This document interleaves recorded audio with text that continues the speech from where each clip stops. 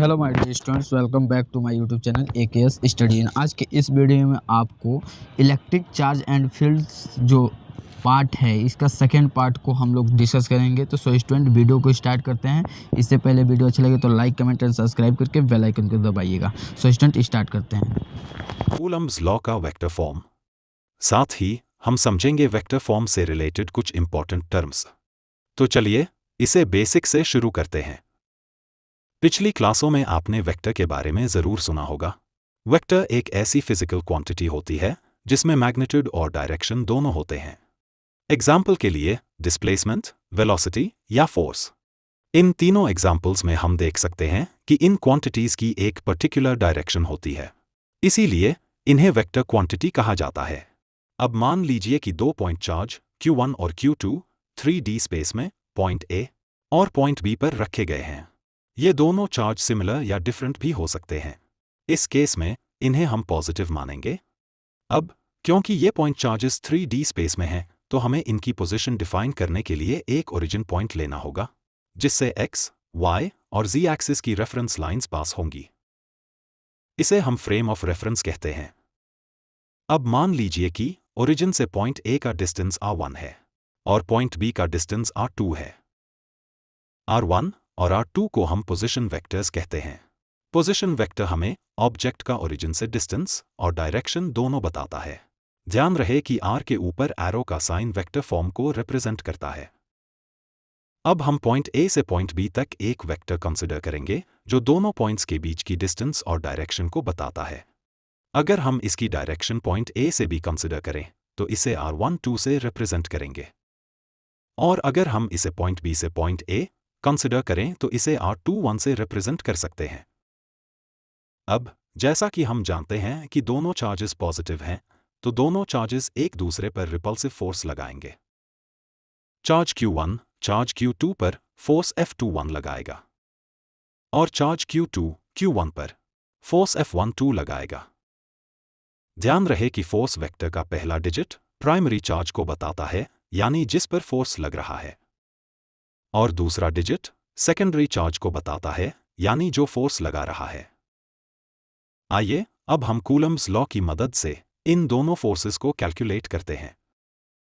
Coulomb's law के according ये दोनों चार्ज एक दूसरे को किसी फोर्स के साथ अट्रैक्ट या रिपेल करेंगे, और इस फोर्स की वैल्यू दोनों चार्जेस के मैग्नीट्यूड के प्रोडक्ट के डायरेक्टली प्रोपोर्शनल होगी, और दोनों चार्जेस के बिटवीन डिस्टेंस के स्क्वायर के इन्वर्सली प्रोपोर्शनल होगी।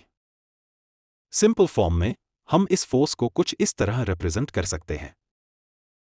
अगर इसी इक्वेशन को हम वेक्टर फॉर्म में रिप्रेजेंट करें तो ये कुछ ऐसा होगा। इसमें F21 Q2 पर लगने वाला फोर्स है। इसके लिए हम डिस्टेंस r12 कंसिडर करेंगे, क्योंकि इस फोर्स की डायरेक्शन चार्ज Q1 से चार्ज Q2 की ओर है। ध्यान रहे कि इस फोर्स को वेक्टर फॉर्म में कंसिडर किया गया है, इसलिए इसकी डायरेक्शन को शो करने के लिए हम यूनिट वेक्टर का यूज करेंगे, जो कि r12 होगा। यूनिट वेक्टर की value vector by magnitude of vector होती है, तो हम इस यूनिट वेक्टर को दिए गए वैल्यूज से रिप्लेस करेंगे। इक्वेशन को सिंप्लीफाई करने पर हमें कुछ यह मिलेगा। इसी तरह फोर्स F12 के लिए कुछ ये इक्वेशन बनेगी। इसी वेक्टर इक्वेशन को हम कूलम्ब्स लॉ का वेक्टर फॉर्म कहते हैं। Superposition principle. जैसा कि हम जानते हैं कि अगर किन्हीं दो चार्जेस के बीच फोर्स कैलकुलेट करना हो तो हम कूलम्ब्स लॉ का यूज करते हैं, लेकिन अगर एक सिंगल चार्ज पर मल्टीपल चार्जेस का फोर्स कैलकुलेट करना हो तो हम सुपरपोजिशन प्रिंसिपल का यूज करेंगे। तो आइए जानते हैं कि सुपरपोजिशन प्रिंसिपल क्या है और इसे कैसे अप्लाई किया जाता है। मान लीजिए कि 3D स्पेस में एक test charge Q0 position vector r0 पर प्लेस्ड है। इस चार्ज के चारों ओर मल्टीपल चार्जेस Q1, Q2 और Q3 अलग अलग पोजीशंस पर सिचुएटेड हैं। इन चार्जेस की वेक्टर पोजीशंस r1, r2 और r3 हैं। अब जैसा कि हम जानते हैं कि हर एक चार्ज दूसरे चार्ज पर फोर्स लगाता है, तो इसीलिए इन तीनों चार्जेस के कारण चार्ज Q0 पर फोर्स लगेगा, जिन्हें हम फोर्स वेक्टर्स से रिप्रेजेंट कर सकते हैं। ध्यान रहे कि फोर्स वेक्टर का पहला डिजिट प्राइमरी चार्ज को बताता है, यानी जिस पर फोर्स लग रहा है, और दूसरा डिजिट सेकेंडरी चार्ज को बताता है, यानी जो फोर्स लगा रहा है। अब अगर हम Q0 पर लगने वाला टोटल फोर्स कैलकुलेट करना चाहें तो हम सुपरपोजिशन प्रिंसिपल का यूज कर सकते हैं। सुपरपोजिशन प्रिंसिपल के अकॉर्डिंग टोटल फोर्स सभी चार्जेस के द्वारा लगने वाले फोर्सेस के वेक्टर सम के बराबर होगा। कूलम्ब्स लॉ के अकॉर्डिंग दो चार्जेस पर लगने वाला फोर्स कुछ इस प्रकार होता है। इसे हम वेक्टर फॉर्म में कुछ इस तरह से रिप्रेजेंट कर सकते हैं। अब अगर हम तीनों चार्जेस का इंडिविजुअल फोर्स कैलकुलेट करें तो हमें यह इक्वेशन मिलती है। अब हम इन सभी फोर्स वैल्यूज को सुपरपोजिशन प्रिंसिपल के फॉर्मूले में पुट कर सकते हैं। इक्वेशन में कॉमन फैक्टर सिंप्लीफाई करने पर हमें कुछ इस तरह की इक्वेशन मिलती है। अगर इस फॉर्मूला को n नंबर ऑफ चार्जेस के लिए अप्लाई किया जाए तो इसे हम कुछ इस तरह से रिप्रेजेंट कर सकते हैं।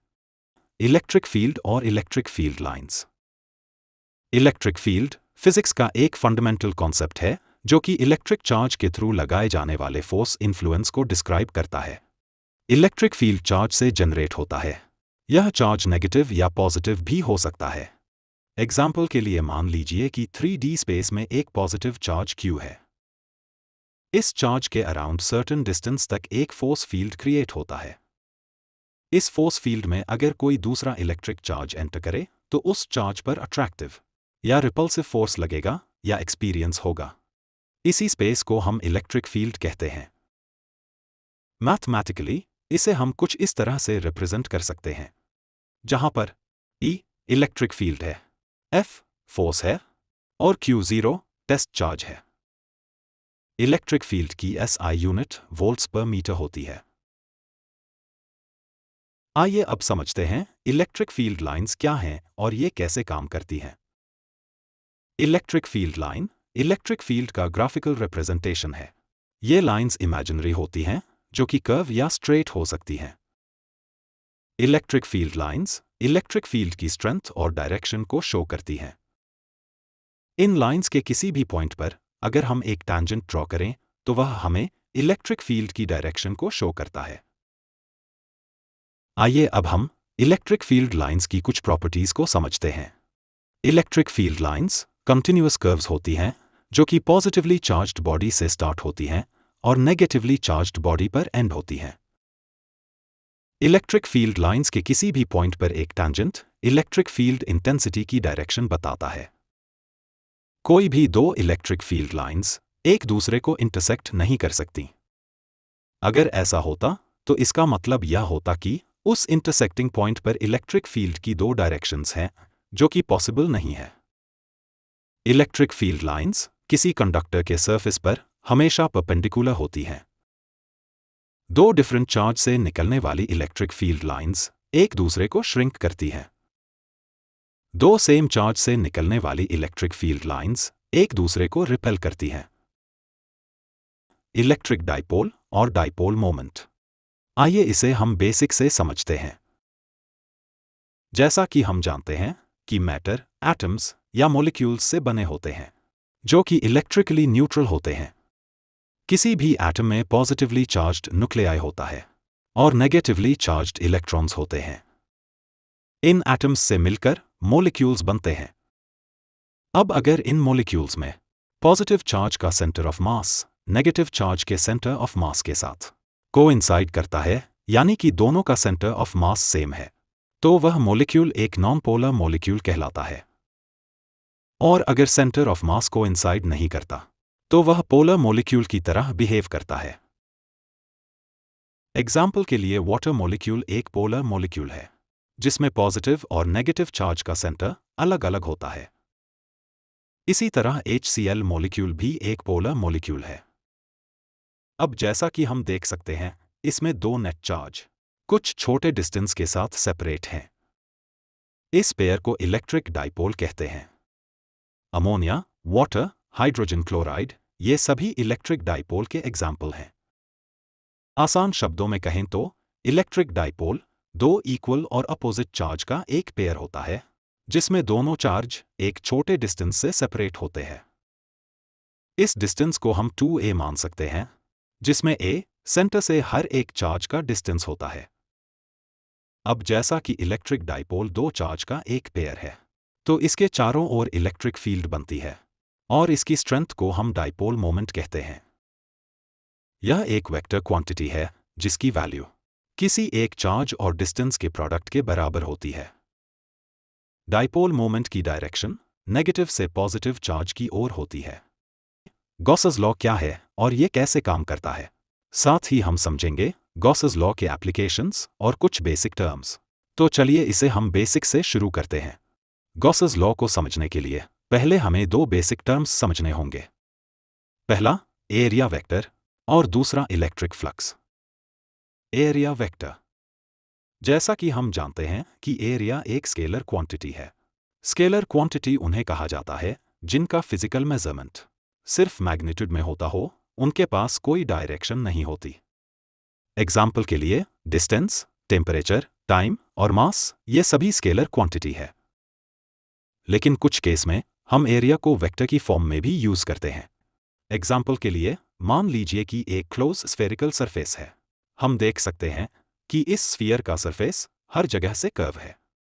अब हम इस सरफेस एरिया को छोटे छोटे एरिया एलिमेंट्स में डिवाइड करेंगे। इन एरिया एलिमेंट्स का कर्व रेडियस ना के बराबर है, इसलिए हम इन्हें प्लेन एरिया कंसिडर कर सकते हैं। अब अगर हम इस एरिया एलिमेंट का नॉर्मल ड्रॉ करें तो हम देखते हैं कि ये नॉर्मल एरिया एलिमेंट के ओरिएंटेशन को बताता है, जो कि इस एरिया एलिमेंट की डायरेक्शन है। हम ये कह सकते हैं कि एरिया एलिमेंट की डायरेक्शन इसके नॉर्मल के अलोंग है। लेकिन किसी प्लेन का नॉर्मल दो डायरेक्शन में हो सकता है, इनवर्ड या फिर आउटवर्ड। एरिया वेक्टर के लिए हम इसे आउटवर्ड ही मानेंगे। मैथमेटिकली एरिया वेक्टर को हम डेल्टा एस से डिनोट कर सकते हैं। यहां डेल्टा का मतलब है बहुत छोटा। इसे हम कुछ इस तरह से रिप्रेजेंट कर सकते हैं।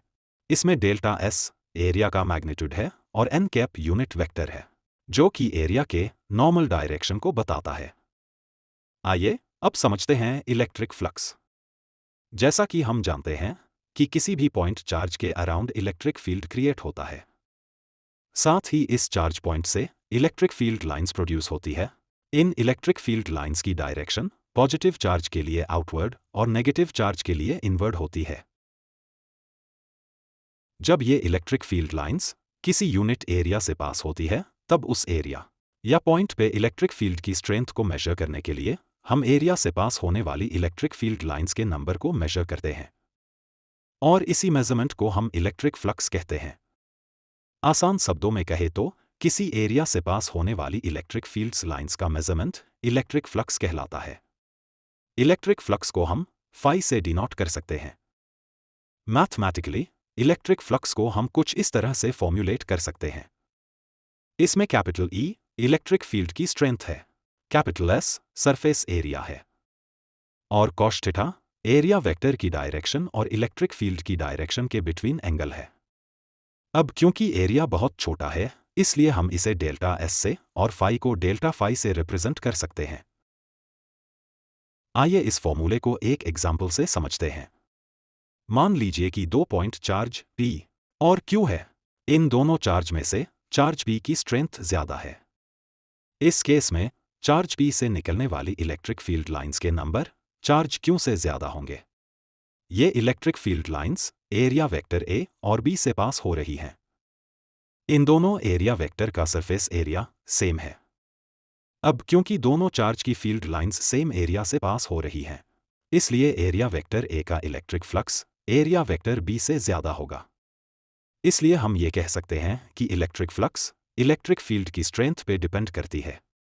अब अगर हम एरिया वेक्टर A का सरफेस एरिया ज्यादा या कम करें तो हम पाते हैं कि सरफेस से पास होने वाली इलेक्ट्रिक फील्ड लाइन के नंबर भी कम या ज्यादा हो रहे हैं, जिससे फ्लक्स भी कम या ज्यादा होता है।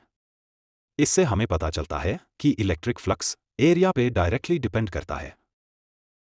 अब अगर हम इस एरिया वेक्टर का ओरिएंटेशन चेंज करें तो हम देखेंगे कि सरफेस से पास होने वाली इलेक्ट्रिक फील्ड लाइंस के नंबर चेंज हो रहे हैं। इसका मतलब यह है कि इलेक्ट्रिक फ्लक्स एरिया वेक्टर की डायरेक्शन और इलेक्ट्रिक फील्ड की डायरेक्शन के बिटवीन एंगल पे भी डिपेंड करता है। अगर इलेक्ट्रिक फील्ड और एरिया वेक्टर के बिटवीन एंगल 0 होगा तो इलेक्ट्रिक फ्लक्स मैक्सिमम होगा, और अगर एंगल 90 डिग्री होगा तो इलेक्ट्रिक फ्लक्स 0 होगा।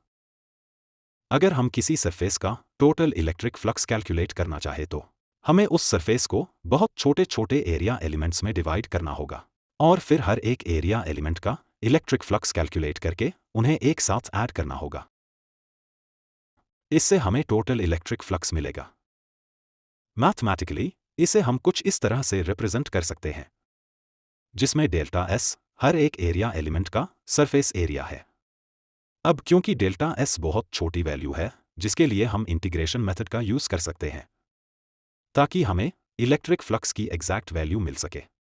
इससे हम कुछ इस तरह से रिप्रेजेंट कर सकते हैं, जिसमें इंटीग्रेशन साइन के ऊपर जो सर्कल है वो हमें यह बताता है कि इंटीग्रेशन एक क्लोज सरफेस के लिए किया गया है। आइए अब समझते हैं गॉसेस लॉ क्या है और ये कैसे काम करता है। जैसा कि हमने पिछले सेक्शन में समझा कि किसी क्लोज सरफेस का टोटल फ्लक्स कैलकुलेट करने के लिए हमें हर एक इंडिविजुअल एलिमेंट का फ्लक्स एक साथ ऐड करना होगा, जो कि बहुत ही डिफिकल्ट है। इसी प्रॉब्लम को सोल्व करने के लिए हम गॉसेस लॉ को यूज करते हैं। गॉसेस लॉ के अकॉर्डिंग किसी भी क्लोज सरफेस का टोटल फ्लक्स उस सरफेस के inside total charge divided by electrical permittivity के इक्वल होगा। यहाँ इलेक्ट्रिकल परमिटिविटी एक कांस्टेंट वैल्यू है जो हमें यह बताती है कि किसी मटेरियल के थ्रू कितना इलेक्ट्रिक फील्ड पास हो सकता है। फ्री स्पेस की इलेक्ट्रिकल परमिटिविटी कुछ ये होगी 8.85 इंटू 10⁻⁻12 फैराड्स पर मीटर। क्योंकि फ्लक्स इलेक्ट्रिक फील्ड और एरिया वेक्टर का प्रोडक्ट होता है, इसलिए हम इसे कुछ इस तरह से रिप्रेजेंट कर सकते हैं। The surface integral of electric field equal to total charge by electrical permittivity. इस फॉर्मूले का यूज करके हम सिमेट्रिकल क्लोज सरफेस का टोटल फ्लक्स आसानी से कैलकुलेट कर सकते हैं। सिमेट्रिकल सरफेस जैसे स्फीयर, सिलेंडर, प्लेन। आइए अब हम गॉसेस लॉ के प्रूफ को समझते हैं। ध्यान रहे कि ये प्रूफ सिर्फ सिमेट्रिकल सरफेस के लिए ही एप्लीकेबल है। मान लीजिए कि एक क्लोज स्फेरिकल सरफेस S है जिसका रेडियस R है। इस स्फीयर के इनसाइड एक पॉइंट चार्ज Q है। इस Q चार्ज से हर डायरेक्शन में इलेक्ट्रिक फील्ड प्रोड्यूस हो रहा है, जिसे हम कैपिटल E से डिनोट कर सकते हैं। इस स्फीयर के सरफेस पे हम एक small area vector ds consider करेंगे, जिससे इलेक्ट्रिक फील्ड लाइंस पास हो रही है। साथ ही हम देख सकते हैं कि इस एरिया वेक्टर और इलेक्ट्रिक फील्ड की डायरेक्शन सेम है। हम इस एरिया वेक्टर पे एक पॉइंट P कंसीडर करेंगे। अब अगर हम इस पॉइंट पे इलेक्ट्रिक फील्ड इंटेंसिटी कैलकुलेट करना चाहे तो हम इसके लिए कूलम्स लॉ का यूज कर सकते हैं। कूलम्स लॉ के अकॉर्डिंग इस पॉइंट पे जो इलेक्ट्रिक फील्ड की इंटेंसिटी होगी वो टोटल चार्ज के डायरेक्टली प्रोपोर्शनल और डिस्टेंस स्क्वायर के इन्वर्सली प्रोपोर्शनल होगी। इस इक्वेशन को सिंप्लीफाई करने पे हमें कुछ ये मिलता है, जिसमें 1/4πε0 एक कांस्टेंट वैल्यू है। अब जैसा कि हम जानते हैं कि इस एरिया वेक्टर का electric flux electric field intensity और एरिया वेक्टर के इंटीग्रल के बराबर है। अगर हम इस इक्वेशन में इस पॉइंट पे लगने वाली इलेक्ट्रिक फील्ड इंटेंसिटी की वैल्यू को पुट करें तो हमें कुछ ये इक्वेशन मिलेगी। इस इक्वेशन में जो कांस्टेंट वैल्यूज हैं उन्हें हम इंटीग्रेशन से सेपरेट कर सकते हैं। वही दूसरी ओर स्मॉल एरिया एलिमेंट ds एक वेरिएबल है जिसका इंटीग्रेशन किया जा सकता है।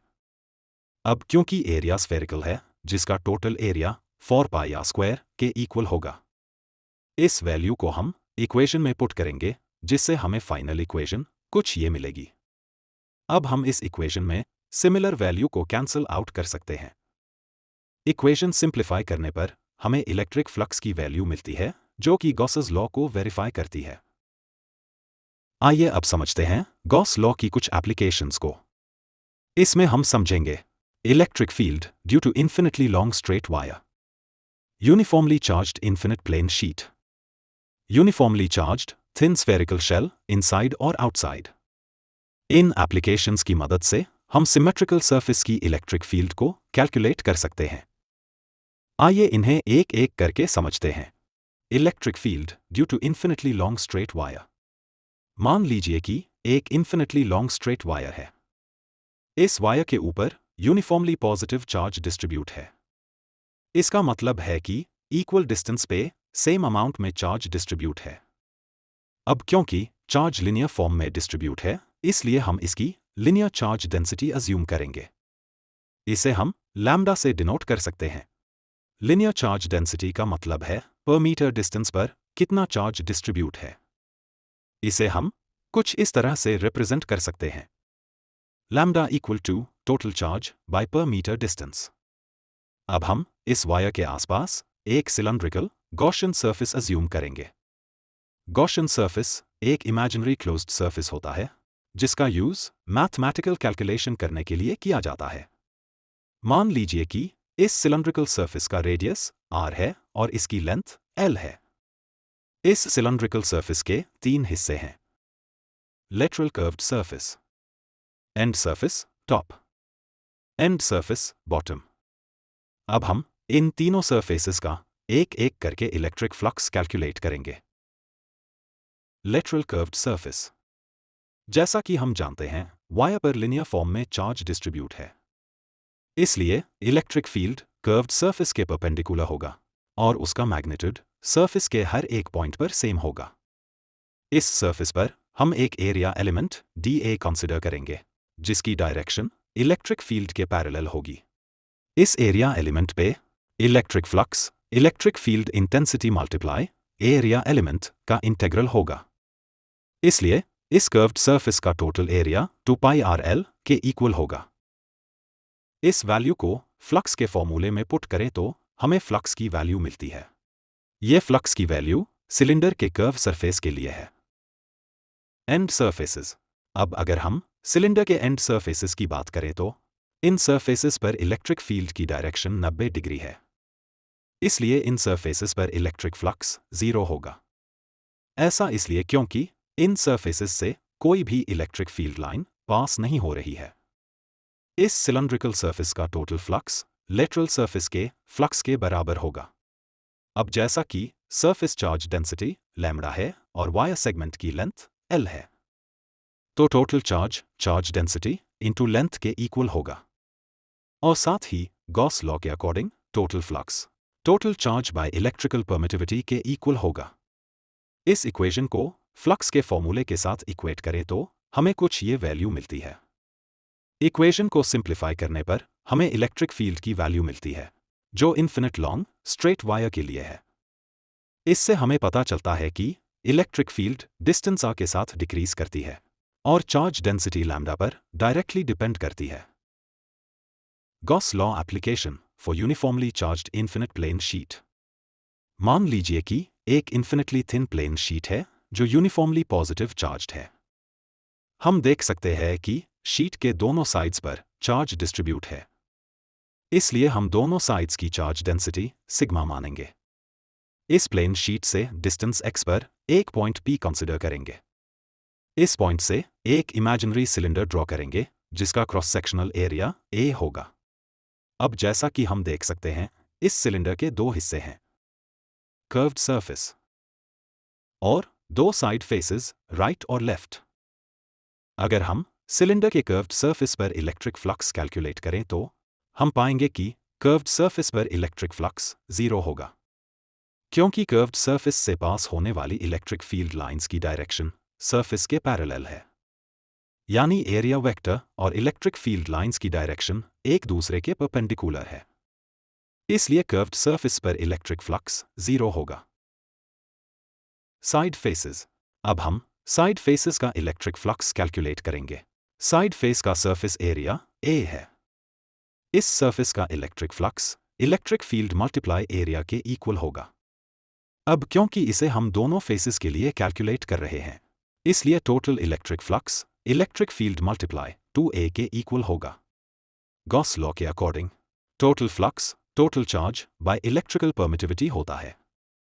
इसे टोटल इलेक्ट्रिक फ्लक्स से कंपेयर करें तो हमें कुछ ये वैल्यू मिलती है।